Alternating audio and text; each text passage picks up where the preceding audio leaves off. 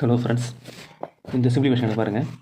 நம்ம என்ன பண்ணுவோம், இந்த மாதிரி இருந்தாலே 78 இனிமேல் 1/2 இன்ட்டு 2 இருக்கா.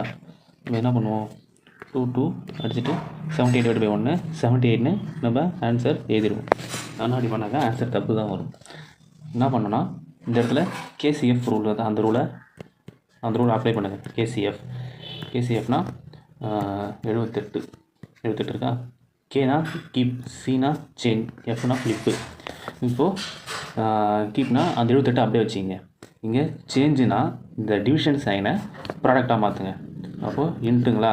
ஃப்ளிப்புனா இந்த 1/2 அப்படியே ஃப்ளிப் பண்ணுங்கள். இந்த 1/2 ஃப்ளிப் பண்ணனா வரும் 2ன்னு வருங்களா. இன்ட்டு 2 அப்புறம் இன்ட்டு 2. அப்போ 78 × 2 156 × 2 156 156 × 2 312. அப்போது நமக்கு 312 தான் ஆன்சர்.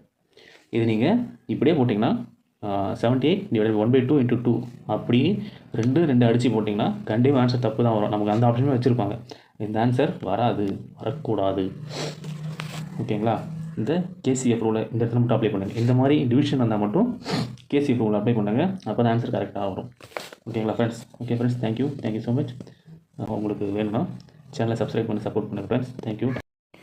இந்த கேசிஎஃப் மெத்தடுங்கிறது டிவைடிங் ஃப்ராக்ஷன் வரும்போது, டிவிஷனில் ஃப்ராக்ஷன் வரும்போது மட்டும் நம்ம அப்ளை பண்ணணும்.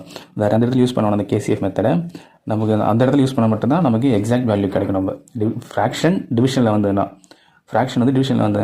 அந்த இடத்துல அப்ளை பண்ணுங்கள். அதுதான் நமக்கு எக்ஸாக்ட் ஆன்சர் வரும். மற்ற வேறு எந்த இடத்துல அப்ளை பண்ண வேணாம். ஓகேங்களா ஃப்ரெண்ட்ஸ். தேங்க்யூ.